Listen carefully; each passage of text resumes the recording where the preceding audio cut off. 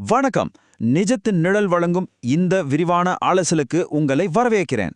எங்கோ ஆயிரக்கணக்கான கிலோமீட்டருக்கு அப்பால் கடல்ல நடக்கிற ஒரு போர் எப்படி உங்க பர்ஸ நேரடியாக காலி பண்ணுதுன்னு இன்னைக்கு நாம பார்க்க போறோம். வாங்க நேரடியா விஷயத்துக்குள்ள போகலாம். விஷயத்தோட தீவிரத்தை முதல்ல புரிஞ்சுக்குவோம். இந்திய ஏவியேஷன் துறையோட தூண்களான இண்டிகோ, ஸ்பைஸ்ஜெட், ஏர் இந்தியா இந்த நிறுவனங்கள் எல்லாமே மத்திய அரசுக்கு ஒரு அவசர எச்சரிக்கை கொடுத்திருக்காங்க.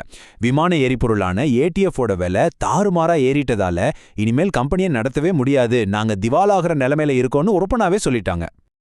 இப்போ நமக்கு ஒரு முக்கியமான கேள்வி வரும். ஏர்லைன் தொழில்னாலே உலகத்திலேயே அதிக செலவு பிடிக்கிற ஒரு துறைதான். ஆனா ஒட்டுமொத்த இந்திய விமான போக்குவரத்தும் இப்படி ஒரே ராத்திரியில முடங்கி போக என்ன காரணம்? இதை நாம புரிஞ்சுக்க இந்திய எல்லைகளை தாண்டி சர்வதேச அரசியலை கொஞ்சம் உற்று கவனிக்கணும். இந்த நம்பரை கொஞ்சம் பாருங்க. $111. உலகளாவிய கச்சா எண்ணெய் விலை திடீர்னு எகிரி ஒரு பேரலுக்கு $111 தொட்டிருக்கு. சமீப காலத்துல நாம பார்க்காத ஒரு மிகப்பெரிய உச்சம் இது. இந்த ஒரு நம்பர் தான் இப்போ உலக பொருளாதாரத்திலையும் பங்குச் சந்தைகளிலும் ஒரு பெரிய புயலையே உருவாக்கிட்டு இருக்கு.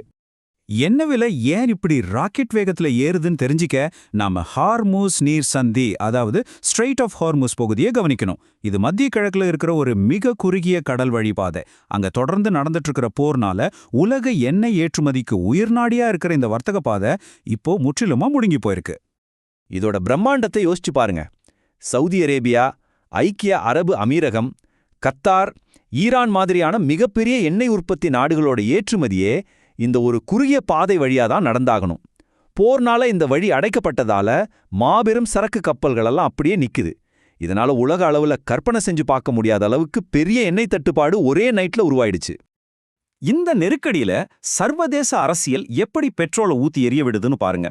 அமெரிக்க முன்னாள் அதிபர் டொனால்ட் ட்ரம்ப் ஈரான் அழிவின் விளிம்பில் இருக்கணும், அமெரிக்காவோட உதவியை அவங்க கெஞ்சி கேட்கறாங்கன்னு ஒரு காட்டமான அறிக்கையை வெளியிட்டு இருக்கார்.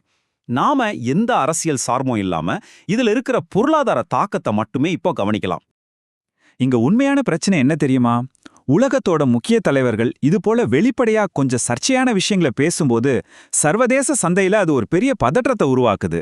இந்த ராஜதந்திர வார்த்தை போர்கள் முதலீட்டாளர்கள் மத்தியில பீதியை கிளப்பி ஏற்கனவே $111 இருக்கிற கச்சா எண்ணெய் விலையை இன்னும் பல மடங்கு ஏத்தி விடுற ஒரு பொருளாதார தூண்டுகோலா மாறிடுது. உள்ளூர் பாதிப்பு. உலகளாவிய நெருக்கடியை மாநில வரிகள் எவ்வாறு தீவிரமாக்குகின்றன, இத பத்தி இப்போ பாப்போம். இந்த வரிசுமை ஒப்பீட்ட கொஞ்சம் கவனமா பாருங்க. எவ்வளோ பெரிய வித்தியாசம்!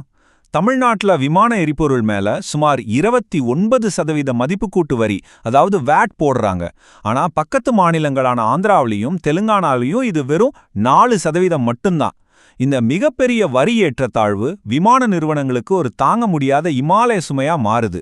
உலக அளவுல உச்சத்தை தொற்றிருக்க கச்சா எண்ணெய் விலையோட இந்த மிகப்பெரிய உள்ளூர் வரிகளும் சேரும்போது என்ன நடக்கும்? இதோட நேரடி விளைவு உங்க விமான டிக்கெட் விலைகள் பல மடங்கு உயரப்போகுது. இனி வர காலங்கள்ல விமான பயணம் அப்படிங்கிறது எல்லாருக்குமே மிகப்பெரிய பொருட்செலவை ஏற்படுத்துற ஒரு விஷயமா மாறப்போகுது. இதுவரைக்கும் நாம பார்த்த இந்த சங்கிலி தொடர் விளைவை, அதாவது பட்டர்ஃப்ளை எஃபெக்ட கொஞ்சம் வரிசையா பார்ப்போம். முதல்ல கடல்ல ஒரு பாதை மூடப்படுது. அதனால எண்ணெய் விலை $11 உயருது. அது கூட உள்ளூர் மாநில வரிகள் சேர்ந்து சுமைய பல மடங்கு கூட்டுது. கடைசியா இது நம் அன்றாட பொருளாதாரத்தோட அடித்தளத்தை அசைத்து பார்க்குது. கள நிலவரம். சாதாரண குடிமக்கள் மீதான நேரடி தாக்கம் என்னங்கிறத இப்போ பார்க்கலாம். இது வெறும் விமானத்துல போறவங்களுக்கு மட்டுமான பிரச்சனை கிடையாது. இந்தியால சமீபத்துல தேர்தல் நடந்ததால பெட்ரோல் டீசல் விலைகள் உயர்த்தப்படாம ஒரு செயற்கையான கட்டுப்பாட்டுக்குள்ள இருந்துச்சு. இப்போ தேர்தல் முடிஞ்ச நிலையில எண்ணெய் நிறுவனங்கள் தங்களுடைய மிகப்பெரிய இழப்புகளை ஈடுகட்ட விலையை அதிரடியா உயர்த்தி ஆகணும். பெட்ரோல் டீசல் விலை உயர்ந்தா ஆட்டோமேட்டிக்கா லாரி போக்குவரத்து, சரக்கு கட்டணம் எல்லாம் உயர்ந்து நீங்க அன்றாடம் வாங்குற மளிகை பொருட்கள்ல இருந்து காய்கறிகள் வரைக்கும் எல்லாத்தோட விலையும் உடனடியா உச்சத்தை தொடும். ஒரு பக்கம் விமான நிறுவனங்கள் திவாலாகிற நிலைமை, இன்னொரு பக்கம் சாமானிய மக்கள் கடுமையான பணவீக்கத்தை சந்திக்க போறாங்க. இந்த சூழல்ல எல்லாவற்றையும் அழிக்கக்கூடிய இந்த சங்கிலி தொடர் விளைவை எப்படித்தான் தடுத்து நிறுத்துறது? இதுக்கான இறுதி தீர்வு தான் என்ன? கசப்பான உண்மை என்னன்னா, நம்ம உள்ளூர் பொருளாதாரத்தோட நிலைத்தன்மை முழுமையா சர்வதேச அமைதி பேச்சுவார்த்தைகளை மட்டுமே நம்பியிருக்கு.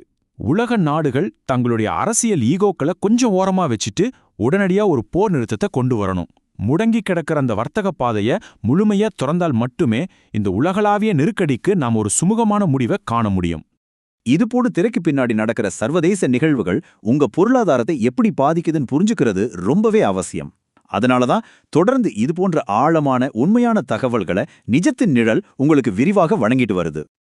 இறுதியா நான் உங்ககிட்ட ஒரு கேள்வியை முன்வைக்க விரும்புறேன்.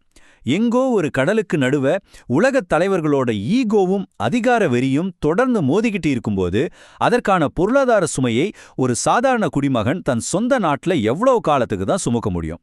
கொஞ்சம் சிந்தித்து பாருங்கள். மீண்டும் ஒரு விரிவான அலசலில் சந்திப்போம்.